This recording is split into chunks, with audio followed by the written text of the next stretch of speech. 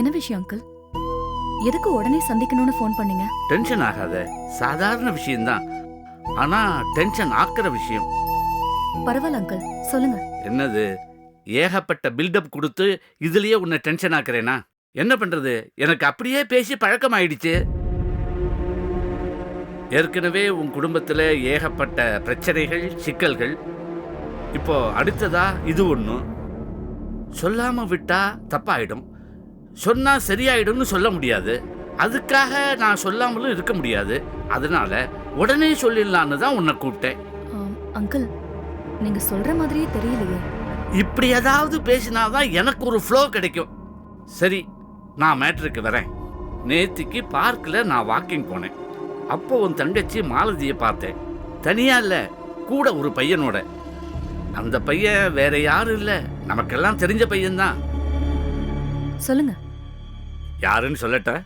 Please uncle, அது சொல்லுங்க. வேற யாரும் இல்ல, நம்ம நடராஜோட பையன் ராஜேஷ் தான். சரி. என்னம்மா சாதாரணமா சரிங்கிற?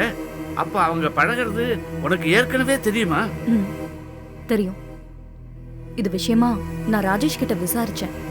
அவ எங்களுக்குள்ள எதுவுமே இல்ல, நாங்க ஜஸ்ட் ஃப்ரெண்ட்ஸா தான் பழகுறோம்னு என்கிட்ட சொன்னோம். ராஜேஷ் சரி, ஃப்ரெண்டா நினைச்சு பழகுறான். ஆனா உன் தங்க மாலதி என்னவா நினைச்சு பழகுறான்? அவகிட்ட நான் இன்னும் பேசல அங்கிள்.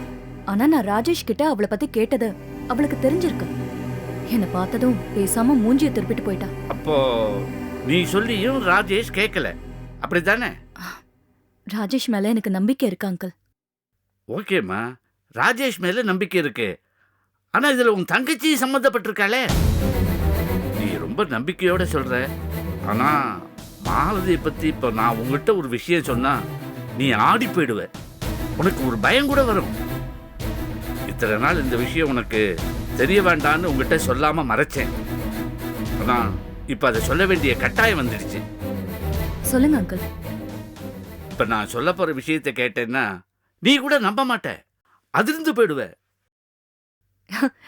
என்ன அங்கிள், ஏதோ பேய் கதை சொல்ற மாதிரியே பில்டப் பண்ணிட்டு இருக்கீங்க. பழகி போச்சு. இப்படித்தான் ஒரு முறை என்ன ஆச்சுன்னா. அங்கிள் ப்ளீஸ், இப்ப நீங்க சொல்ல போறீங்களா இல்லையா? Sorry sorry, I am sorry. நான் சொல்ல வந்தது, என்ன சொல்ல வந்தேன்? நீ சந்தோஷ கல்யாணம் பண்ணிக்க மாட்டேன்னு மறுத்ததும் ஒரு நாள் மாலதி என்னை தேடி என் வீட்டுக்கு வந்தா. எங்க அக்கா ஒரு பைத்தியக்காரி, தேடி வந்த நல்ல வாழ்க்கைய வேண்டாங்கிறா. இந்த காலத்துல காதலாவது கத்திரிக்காயாவது. டோன்ட் மிஸ்டேக் மீ, இதெல்லாம் நான் சொல்லல, அவ சொன்னது.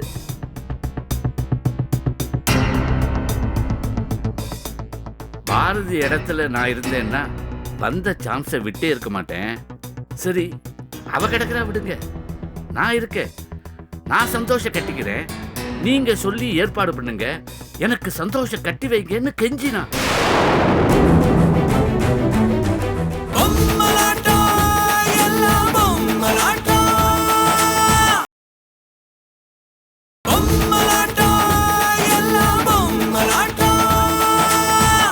என்னடா இந்த பொண்ணு இப்படி பேசுறா, ஒருவேளை லூசோன்னு. அம்மா மாலதி, உனக்கு சந்தோஷ பத்தி தெரியாது, அவன் கேரக்டர் இப்படின்னு புட்டு புட்டு வச்சேன். அதுக்கு உடனே மாலதி என்ன சொன்னா தெரியுமா? என்ன அங்கிள் நீங்க எந்த காலத்துல இருக்கீங்க, இதெல்லாம் ஒரு பெரிய விஷயமா? பணக்கார பசங்க அப்படித்தான் இருப்பாங்க, எனக்கு அது ஒரு பிரச்சனையே இல்ல, நீங்க எப்படியாவது எனக்கு சந்தோஷம் கட்டி வைங்க அப்படின்னு சொல்ற. எப்படியாவது அவளுக்கு சந்தோஷம் கட்டிக்கணும், ஒரே நாள்ல பணக்காரி ஆயிடணும் அப்படிங்கிற பேராசை தான் இருந்தது. அப்ப அவளுக்கு புத்தி சொல்லி நான் அனுப்பிச்சு வச்சேன். நான் தான் சொன்னேனே, நீ கேட்டா ஷாக் ஆயிடுவேன்னு. ஷாக் ஆயிட்ட பாரு. பாரதி, உன் தங்கச்சி மாலதிக்கு சந்தோஷ் கிடைக்கல. சரி, சிக்கின ராஜேஷ மடக்கி போட்டு கணக்கு போட்டு காரியத்துல இறங்கியிருக்கா. பார்க்கல, அவளை பார்த்த போதே அவகிட்ட சொல்லிருப்பேன். ஆனா அவ என்ன மதிக்க மாட்டா. அவ பேசின தோரணையிலேயே இந்த விஷயத்தை அவகிட்ட பேசுறதை விட உங்ககிட்ட பேசுறது தான் பெட்டர்னு எனக்கு தோணிச்சு. அதான் இப்ப உங்ககிட்ட சொல்லிட்டேன். மாலதி உங்களை ஏதாவது தப்பா பேசிட்டாளா? நான் பேசியிருந்தா நிச்சயமா அவ பதிலுக்கு பேசிருப்பா. நான் தான் என் மரியாதையை காப்பாத்திக்கணும்னு பேசாம வந்துட்டேனே. இத பாரு பாரதி, இது 2 குடும்பத்தோட மரியாதை சம்பந்தப்பட்ட விஷயம். உன் தங்கைக்கு நீதான் பக்குவமா சொல்லி புரிய வைக்கணும். அங்கிள், மாலத்தை சந்தோஷ கட்டிக்கிறேன்னு சொன்ன விஷயம் வேற யாருக்காவது தெரியுமா? 3 பேருக்கு தெரியும். 3 பேருக்கா? ஆமா, நீ, நான், உன் தங்க மாலதி. Thanks uncle. மாலத்தை பணம் தான் வாழ்க்கைன்னு நினைக்கிறா. அவளுக்கு புரிய வைக்கணும். ஓகேம்மா, வந்த வேலை முடிஞ்சிருச்சு. அப்ப நான் வரட்டுமா? Okay uncle.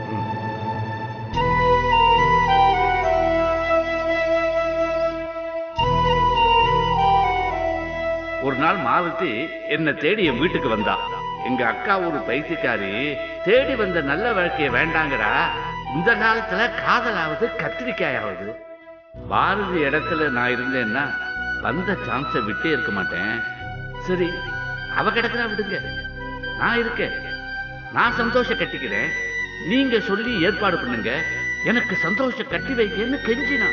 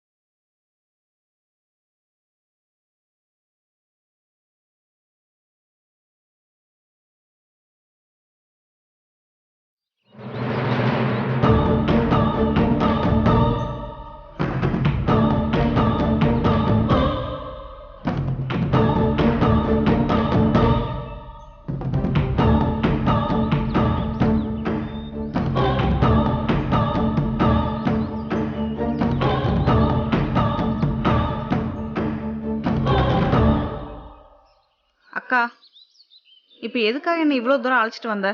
அப்படி என்ன ரகசியம் பேச வேண்டியிருக்கு? ரகசியம் தான் பேசணுமா? சொந்த தங்கச்சி கிட்ட வேற எதுவும் பேசக்கூடாதா?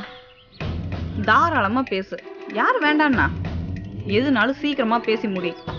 நாளைக்கு கம்ப்யூட்டர் கிளாஸ்ல எனக்கு டெஸ்ட் இருக்கு. அன்னைக்கு நான் ஆபீஸை விட்டு வீட்டுக்கு வந்தேன். எனக்காக அவ்வளவு நேரம் வெயிட் பண்ணிட்டு இருந்தவ ஏன் என்ன பார்த்ததும் மூஞ்சி திருப்பிட்டு அப்படி போனேன். எப்போ? ஓ, அன்னைக்கா? அன்னைக்கு டைம் ஆயிடுச்சு, நான் கிளம்பிட்டேன். நீ வந்து நான் கவனிக்கல. இத்தனைக்கும் சரவண அன்னைக்கு என் கூட வீட்டுக்கு வந்திருந்தான். உன்னையும் பார்க்கல, நான் சரவணையும் பார்க்கல. பொய் சொல்லாத. நீ என்ன பார்த்துட்டு நான் கூப்பிட காதுல விழாத மாதிரி போனேன். சரி, அப்படியே வச்சுக்கோ. இப்ப அதுக்கு என்ன? என் மேல உனக்கு என்ன கோவம்?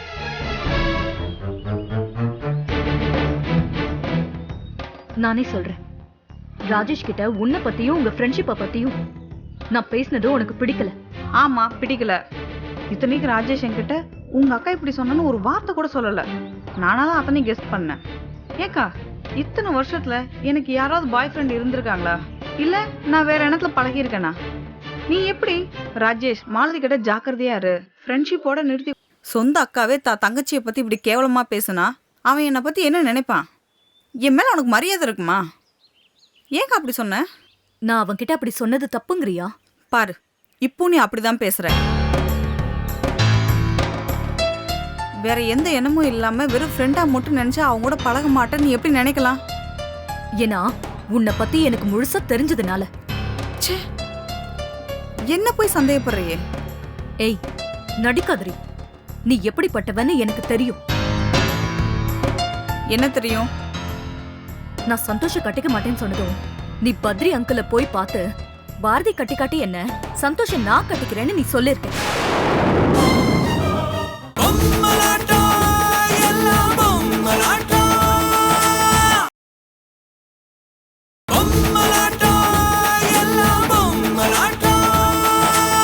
பாரதி கட்டி காட்டி என்ன சந்தோஷம் நான் கட்டிக்கிறேன்னு நீ சொல்லிருக்க.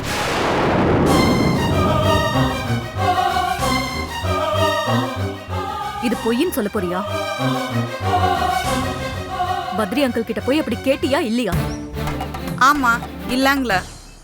3 பொண்ணுங்களை வச்சுட்டு கஷ்டப்படுற குடும்பம். முதல் பொண்ணுக்கு ஒரு நல்ல வாழ்க்கை கிடைச்சிருக்கு, ஆனா வேண்டாங்கிறா. அம்மா அப்பா நம்ம பொண்ணுக்கு இப்படி புத்தி கெட்டு போச்சுன்னு அழுது புலம்புறாங்க. சரி, நம்மளாவது அவங்கள சந்தோஷப்படுத்துவோம்.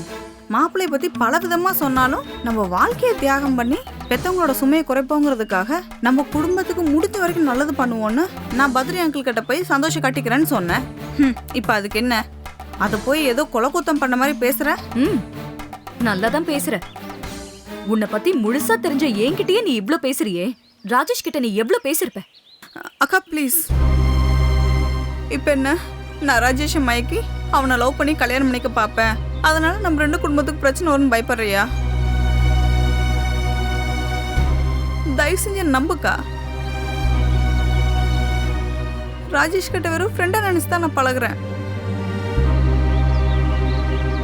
நீ என்னை நம்பாம சந்தேகப்பட்டு ராஜேஷ் கிட்ட மறுபடியும் என்னை தப்பா சொல்லி எங்க நட்பை பிரிக்க பார்த்தா அப்புறம் நான் உயிரோடயே இருக்க மாட்டேன். ஏய் மாலதி, மாலதி, மாலதி நில்லு, நான் சொல்றத கேளு. மாலதி,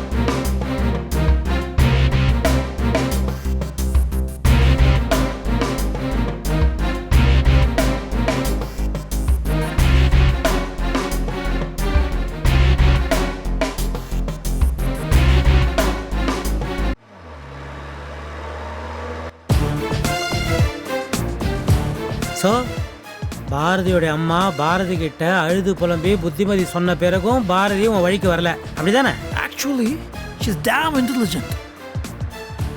அவங்க அம்மா கிட்ட நான் போய் பேசின விஷயத்தை எப்படியோ கண்டுபிடிச்சிட்டா. அண்ட் சம்திங், யார் உனக்கு இந்த விஷயம்லாம் சொல்லி கொடுத்தான்னு கேட்கறா சித்தா. லேசுப்பட்ட ஆள் இல்லடாவோ, அவள் உன்னை நல்லா புரிஞ்சு வச்சிருக்கிறா. நீ தான் அவளை சரியாக புரிஞ்சிக்கல. திருப்பி பழையபடி அவகிட்ட போய் கெக்க பிக்கன்னு சிரிச்சு வாங்கிக்கிட்டு இருக்காது என்ன? அப்படிலாம் ஒன்றும் கிடையாது. நான் அவளை பயங்கரமாக மிரட்டினேன் தெரியுமா. She got scared you know. நான் சொல்லிட்டேன், நான் அவனை அப்படியே தூக்கி போட்டு விட தயாராக இருக்கேன்ட்டேன். ஸோ இந்த விஷயத்தில் நீங்கள் யோசிக்கவே வேண்டாம். குட். டேய் யாரா அவன்? நிறுத்து நிறுத்து. ஷூட்டிங்னா ரோடே விலைக்கு வாங்கிட்டு தான் நினைப்பேன் உங்களுக்கு. ரோட்லலாம் டிராஃபிக்கை ஜாம் பண்ணிவிட்டு சரி அதை விடுங்க. ஆக்சுவலாக நான் அவகிட்ட பேசும்போது அவள் கண்ணில் ஒரு ஃபியர், ஒரு பயம் தெரிஞ்சிச்சு தான். நாம் இனிமேல் அவளை பற்றி பயப்படவே தேவையில்லை. Siddha, I'm talking to you. நீங்கள் நான் அங்கே பார்த்துட்டு இருக்கீங்க. அங்கே பாரு. சினிமா ஷூட்டிங்கா இல்லை சீரியல் ஷூட்டிங்கா? சினிமா ஷூட்டிங்க. ஷூட்டிங் சித்தா, அதுக்கு நமக்கு என்ன சம்மந்தம்? ஏய் அங்கே பாருடா, அந்த குரோட்டன்ஸ் தலையனை உனக்கு ஞாபகம் இருக்கா? பிஸியாக இருக்கார் அவரு. ஆமாம், எல்லாரும் கேட்டுக்குங்க. இப்போ நான் சொல்கிறேன், எனக்கு இந்த பொண்ணை பிடிக்கல.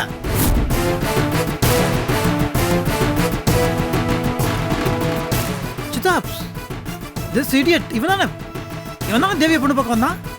சினிமா ஷூட்டிங் நடக்கிற இடத்துல இருக்கிற ஒருத்தன் நம்ம வீட்டுக்கு பொண்ணு கேட்டு எப்படி வந்தான்? இல்லை அவன் என்ன பண்ணுறான், அவன் டீட்டெயில்ஸ் ஏதாவது சொன்னானா? அன்னைக்கு அவனை என்ன பண்ணுறான்னு கேட்டதுக்கு என்ன கோவம் கோவிச்சுக்கிட்டு எகுறான் அவன். இவன் நம்ம வீட்டு படியேறி பொண்ணு கேட்குறான்னா சம்திங் ஃபிஷி சந்தோஷ். என்னன்னு கண்டுபிடிக்கணும். எனக்கு நீங்கள் போங்க, நான் வண்டி சீக்கிரம் வா.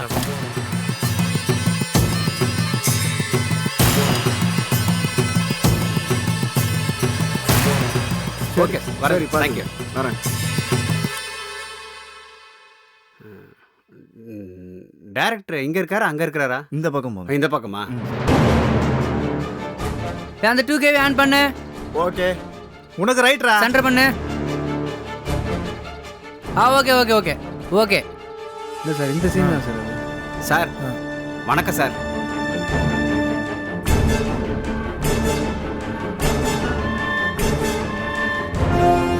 உங்களோட ஃபர்ஸ்ட் ஃபிலிம் நான் பார்த்துருக்கேன் சார். ஃபர்ஸ்ட் கிளாஸாக இருந்தது சார்.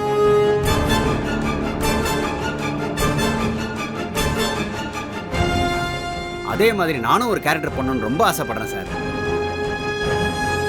எக்ஸ்கியூஸ் மீ, என்ன சார்? அங்க சுருட்ட முடியோட இருக்காரே, அவர் தான் இந்த படத்தோட ப்ரொடியூசரா? யாரு சார்? போன படம் ஷூட்டிங்ல உங்களை வந்து பார்த்தேன். அடுத்த படத்துல எப்படி சான்ஸ் கொடுக்குறேன்னு சொல்லியிருந்தீங்க சார். அவரு அவனா? அவனையா ப்ரொடியூசர்ன்றீங்க? சார் அவன் ஒரு நடிகன் சார், சரியான ஆர்வ கோளாறு. 2-3 படத்துல சின்ன சின்ன வேஷம் நடிச்சிருக்கான். அவனை போய் கேட்டு பாருங்களேன், வருங்கால சூப்பர் ஸ்டாரே நான் தான் சொல்லுவான். ஒரு ஷூட்டிங் விட மாட்டான். போய் டைரக்டரை பார்த்து கையில இருக்கிற ஆல்பத்தை காட்டி எனக்கு வாய்ப்பு கொடுங்க வாய்ப்பு கொடுங்க நடிச்சரிப்பான். இவனோட தொந்தரவு தாங்காம ஏதாவது ஒரு சான்ஸ் கொடுத்து விட்டுருவாங்க. சரியான டார்ச்சர் பார்ட்டி சார் அவன். இப்ப பாருங்களேன், இப்ப வந்து எங்க உயிரை வாங்கிட்டு இருக்கான். சரியான இம்சை சார். தேங்க்யூப்பா. சார் உங்க படத்துல ஒரு சின்ன வேஷமா பண்ணணும்னு ரொம்ப ஆசை சார். ஏன் பணமா நடிக்க கூட தயாரா இருக்கேன் சார். ஐயோ, நீங்க அதுக்கு காசே கொடுக்க வேணாம் சார். சார் அந்த பணத்துக்கு அந்த ₹1 காயின் வைப்பாங்களே, அதை கூட நான் திருப்பி கொடுத்துறேன் சார். எந்த பணமும் வாங்க மாட்டேன் சார். ப்ளீஸ் சார், சான்ஸ் கொடுங்க சார். வேலை நேரத்துல போனோம் அது இதுன்னு டார்ச்சர் பண்ணிட்டு இருக்க. கூட்டு போய் அந்தால. சார் சார் வாயா அந்த பக்கம். இல்ல சார், சார் ஒரு வாட்டி ரெக்கமெண்ட் பண்ணுங்க சார். Please sir. சார் ரொம்ப கஷ்டப்பட்டு வந்திருக்கேன் சார் நான். டைரக்டர் இப்பயே ரொம்ப கோவமா இருக்காரியா? நீ போ, இன்னைக்கு போயிட்டே நாளைக்கு வா. ஒரு மாப்பிள்ளை வேஷம் இருக்கு, உனக்கு கண்டிப்பா நான் கொடுக்குறேன். மாப்பிள்ளை வேஷமா சார்? அது எனக்கு லட்டு தின்ற மாதிரி சார். நீங்க ஏறு, நான் வந்துடுறேன். பிச்சு உதறிட மாட்டேன். அப்ப நாளைக்கு வரட்டுமா? கண்டிப்பா வா. கண்டிப்பா கிடைக்கல. கண்டிப்பா நான் உனக்கு பண்றேன். Thanks sir. சரி, தேங்க்யூ சார். ரொம்ப தேங்க்ஸ் சார்.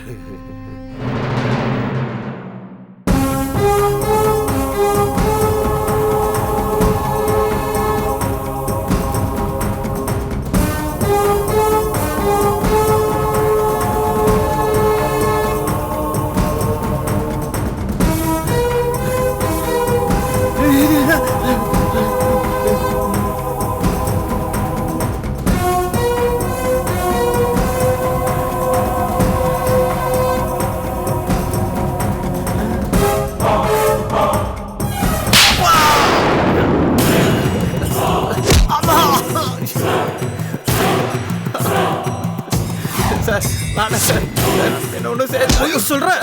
போய் சொல்லுவேன். ப்ளீஸ் என்ன பண்ணுறீங்க சார்? நானா சார்? நானே ஐயோ சார். சார் ஐயோ இல்லை சார், நான் ஒன்றும் செய்யலை சார். Sir sir sir